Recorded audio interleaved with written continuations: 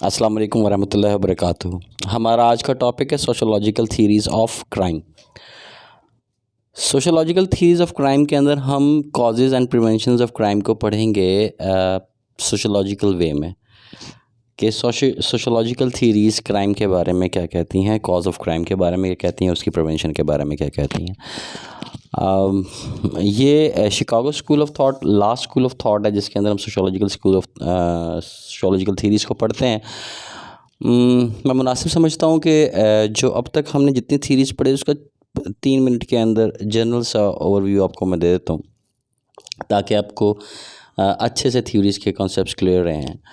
आप देखें, जब हमने शुरू किया थीरीज़ ऑफ क्राइम को पढ़ने में तो हमने देखा कि हमने पढ़ा कि सबसे पहले pre classical school of thought के अंदर हमने देखा कि कॉज ऑफ क्राइम उन्होंने बताया कि dominance of devils on the personality of behaviour of the human beings, जिनकी वजह से कॉज ऑफ क्राइम बताया गया और उसकी पनिशमेंट बताई गई, उसका क्योर बताया गया, उसकी प्रिवेंशन बताई गई कि टॉर्चर उसका प्रिवेंशन था।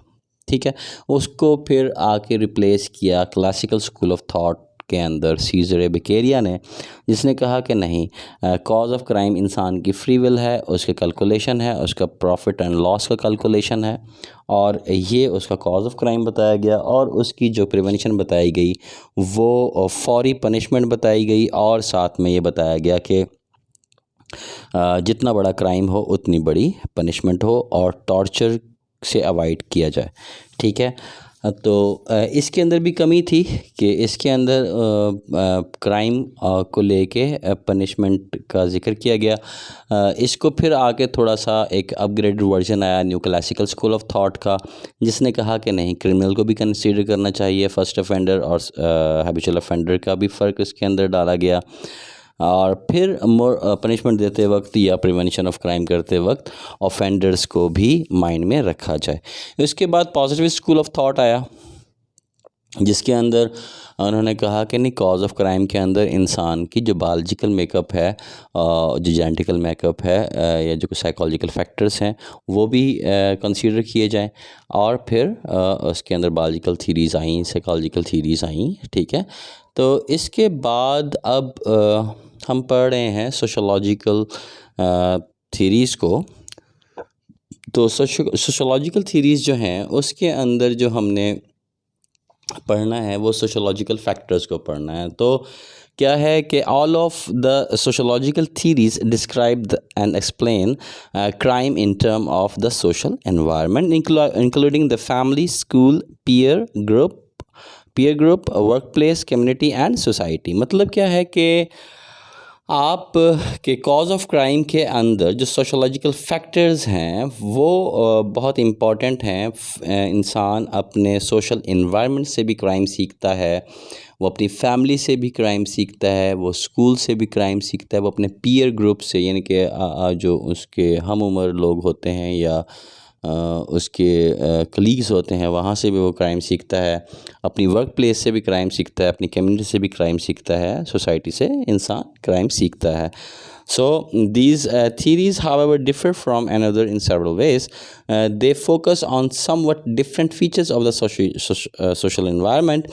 They offer different accounts of why the social environment cause crime, and some focus on explaining individual differences in crime, while other attempt to explain group difference in crime. So इसके अंदर हम लोग different थीरीज़ को पढ़ेंगे इंशाल्लाह। Strain theory को पढ़ेंगे, social learning theory को पढ़ेंगे, कंट्रोल थीरी को, लेबलिंग थीरी को, सोशल डिसऑर्गेनाइजेशन थीरी को। सोशल डिसऑर्गेनाइजेशन थीरी तो हम इसी वीडियो में पढ़ लेंगे इंशाल्लाह। तो सोशोलॉजिकल थीरीज़ का जो की आइडिया है वो क्या है कि जो क्रिमिनल बिहेवियर जो है वो इंसान के जो ह्यूमन इनेट है, या मतलब क्यों हुआ क्या है कि सोशोलॉजिकल थीरीज़ ने आके रिजेक्ट किया पॉजिटिव स्कूल ऑफ थॉट का जो बायोलॉजिकल एजम्पशंस थी उसको और साइकोलॉजिकल एजम्पशंस थी उसको डिनाई किया आके, और उसने कहा कि नहीं, इंसान बॉर्न क्रिमिनल नहीं है। सोशोलॉजिकल थीरीज़ ने आके कहा कि इंसान बॉर्न क्रिमिनल नहीं है। ये क्राइम जो है अपने एनवायरनमेंट से सीखता है, अपनी सोसाइटी से सीखता है। ये इनका कहना था सोशियोलॉजिकल थीरीज़ का। Sociological theories of criminology says that society creates conditions under which a person commit crime. Sociological theories कहती है कि सोसाइटी कुछ ऐसे कंडीशंस क्रिएट कर देती है इंसान के लिए कि उसे वो क्राइम की तरफ इंडल्ज होता है। So that is people are influenced by the society to commit crime. The word sociological and society are linked. So you can remember that sociological theories look at the crime as a social problem, not an individual one. ठीक है, तो crime क्या है, वो एक social problem है जो कि सोसाइटी ही क्रिएट करती है। There are many different sociological theories. For example, city has a crime problem because of people are learning from each other how to commit crime. मैंने थोड़ी देर पहले एक्सप्लेन किया कि इंसान अपने सोशल इन्वायरमेंट से सीखता है कि क्राइम कैसे किया जाता है। तो सोशल लर्निंग होती है उसकी, ठीक है, उसके ऊपर पूरी एक थीरी भी है। तो हम आगे चलते हैं। सोशोलॉजिस्ट जो है उनका एम्फेसिस क्या है कि human beings live in a social group and that those groups are social structure, they create influence behaviour. तो क्या होता है कि जब इंसान किसी सोसाइटी में रह रहा होता है, सोशल ग्रुप्स के अंदर रह रहा होता है, तो उन सोशल ग्रुप्स का उस इंसान के बिहेवियर के ऊपर बहुत ख़ास किस्म का इफ़ेक्ट होता है और वो इंसान उस सोशल ग्रुप से ही अपने बिहेवियर को लर्न करता है। ये मानना है सोशियोलॉजिकल थीरीज़ का। जो क्रिमिनल बिहेवियर है वो भी हम डिटरमाइन करेंगे उसके सोशल एनवायरनमेंट से कि ये शख्स किस एनवायरनमेंट में रह के आ रहा है। और जो हम ये मानते हैं सोशियोलॉजिकल थीरीज़ के अंदर कि जो क्रिमिनल बिहेवियर की लर्निंग है वो सोशल एनवायरनमेंट से होती है। इसलिए सोशियोलॉजिकल थीरीज़ जो है वो रिजेक्ट करते हैं नोशन ऑफ बॉर्न क्रिमिनल को, जो कि हमने बायोलॉजिकल थीरीज़ के अंदर पढ़ा या हमने पॉजिटिव स्कूल ऑफ थॉट के अंदर पढ़ा। तो सोशियोलॉजिकल थीरीज़ कहती हैं कि जो इंसान जो रीजंस ऑफ क्राइम हैं वो हैं सोसाइटी के अंदर मौजूद पॉवर्टी, गुर्बत, लेबलिंग, अल्कोहल, ड्रग्स और lack of education, peer pressure, social exclusion और बोर्डम और उसकी जो जियोग्राफिकल कंडीशंस हैं, ये सब कॉजेज़ ऑफ क्राइम हैं as per the sociological theories of crime. ठीक है, तो सोशल फैक्टर्स जो हैं वो क्राइम का बायस बनते हैं। जो इंटरपर्सनल इंट्रैक्शन है फैमिलीज़ का, पीयर्स का, स्कूल्स का और जॉब प्लेसेस का, उसकी वजह से भी इंसान क्राइम करता है। कम्युनिटी कंडीशंस, इंटरसिटी, पॉवर्टी और डिके की वजह से भी इंसान क्राइम करता है। और जब उसका एक्सपोजर होता है वायलेंस की तरफ तब भी वो क्राइम्स लर्न करता है और क्राइम करता है। और सोशोलॉजिकल चेंज जो होते हैं पॉलिटिकल और मिसट्रस्ट के, इकनॉमिक स्ट्रेस के, ये भी कॉज ऑफ क्राइम है। और लो सोशो इकनॉमिक स्टेटस है, poverty creates incentive, so radical disparity, poverty among minorities is higher than that of whites. ये अमेरिका के अंदर असल में शिकागो स्कूल ऑफ थॉट जो है वो अमेरिका का है। तो वहाँ पे ब्लैक एंड वाइट्स के जो आपस के इश्यूज़ थे उसके ऊपर रिसर्च हुई और उन रिसर्च के हवाले से फिर आगे ये थीरीज़ आई। तो सबसे पहले हम पढ़ते हैं सोशल डिसऑर्गेनाइजेशन थीरी को, उसके मीनिंग्स, डेफिनेशन, एक्सप्लेनेशन को। जैसा कि नाम से ही ज़ाहिर है सोशल डिसऑर्गेनाइजेशन थीरी, ठीक है। तो कहने का मकसद ये है कि अगर सोसाइटी ऑर्गेनाइज्ड होगी तो क्राइम रेट कम होगा, लेकिन अगर सोसाइटी डिसऑर्गेनाइज्ड होगी तो क्राइम रेट ज़्यादा होने के चांसेस हैं। So the community is disorganised which leads to anti social behaviour. अगर कम्युनिटी, सोसाइटी डिसऑर्गेनाइज्ड है, ये मानना है सोशल डिसऑर्गेनाइजेशन थ्योरी का कि अगर सोसाइटी डिसऑर्गेनाइज्ड है तो इससे क्या होगा, एंटी सोशल बिहेवियर्स बढ़ेंगे और क्रिमिनल एक्टिविटीज़ में इजाफा होगा, क्राइम में इजाफा होगा। So break down in the social control of the community. अगर सोशल डिसऑर्गेनाइजेशन होगी तो फिर आपस के जो सोशल बॉन्ड्स हैं, आपस के जो सोशल कंट्रोल्स हैं वो वीकन हो जाएंगे, जिसकी वजह से इंसान को क्राइम करने से बिल्कुल भी कोई झिझक महसूस नहीं होगी और फिर वो एक क्रिमिनल इन्वायरमेंट क्रिएट होगा। तो अनएम्प्लॉयमेंट, एक deteriorating infrastructures of the society, single parental families और ये जो ड्रग एब्यूज़ जिन एरियाज़ में ज़्यादा होगा वहाँ पे ऑब्वियसली सोशल डिसऑर्गेनाइजेशन होगी और ये कॉज ऑफ क्राइम होगा। और ये जो सोशल डिसऑर्गेनाइजेशन है ये नॉर्मली इंटरसिटी एरियाज़ के अंदर पाई जाती है।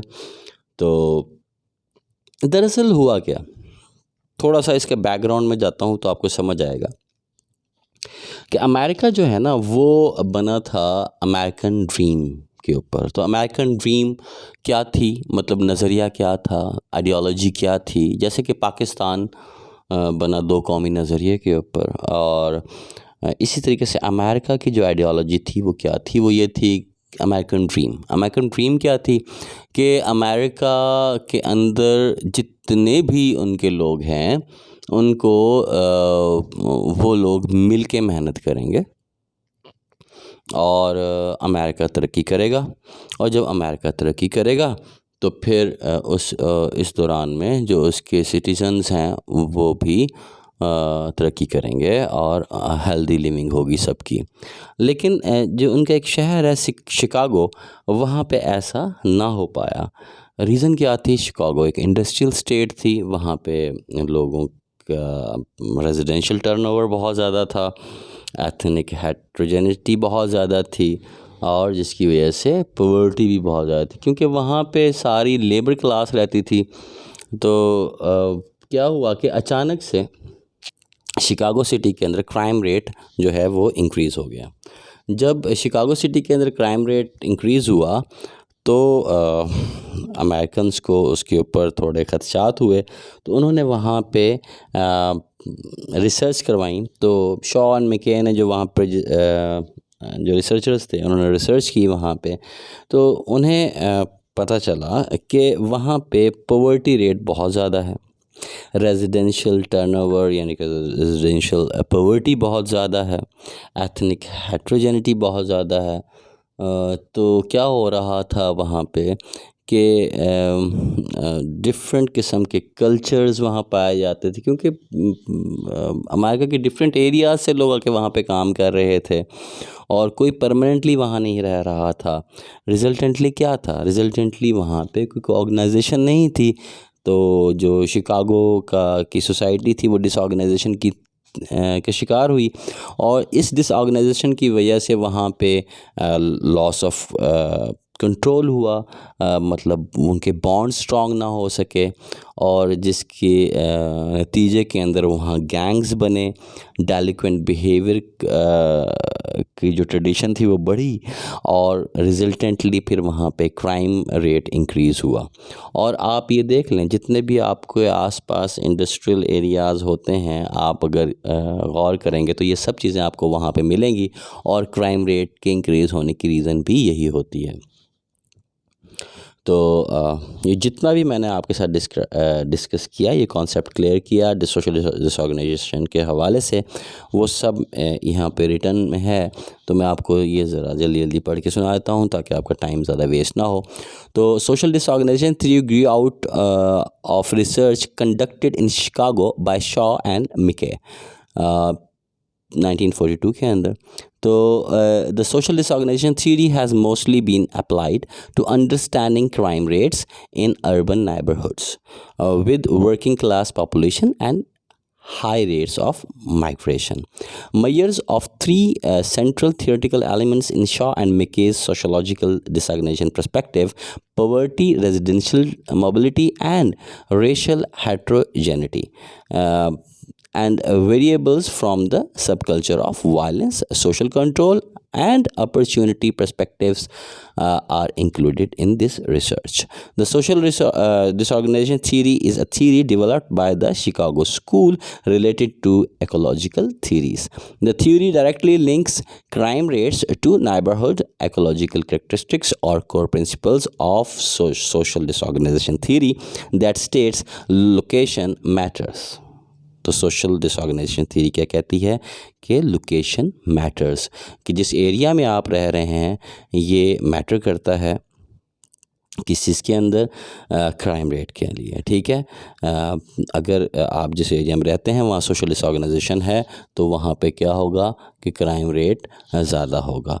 In other words, a person's residential location is a substantial factor shaping the likelihood that person will become involved in illegal activities.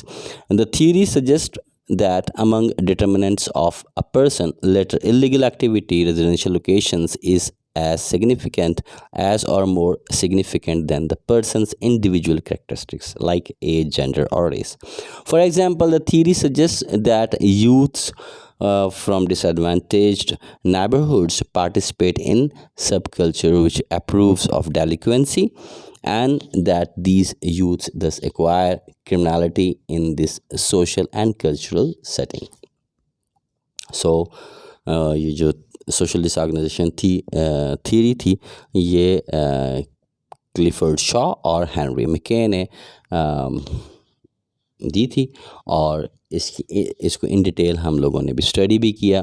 ये एक राइटअप है आपका, अगर आपके पेपर में क्वेश्चन आता है तो आप इसको इस तरीके से लिख सकते हैं। मैंने आपको कॉन्सेप्ट तो क्लियर कर दिया है और लिखने के लिए भी आपको आइडिया दे दिया है। होपफुली आपको सोशोलॉजिकल थीरीज़ भी समझ आ गई होंगी और सोशल डिसऑर्गेनाइजेशन थ्योरी का कंसेप्ट भी क्लियर हो गया होगा। मज़ीद अगर आपने इसके अंदर कोई क्वेश्चनिंग आपके जहन में है तो you can ask in the comment box, और इंशाल्लाह अब नेक्स्ट सोशोलॉजिकल थीरीज़ को हम स्टडी करते हैं नेक्स्ट वीडियोज़ के अंदर। दुआ में याद रखिएगा। अस्सलाम वालेकुम, अल्लाह हाफिज़।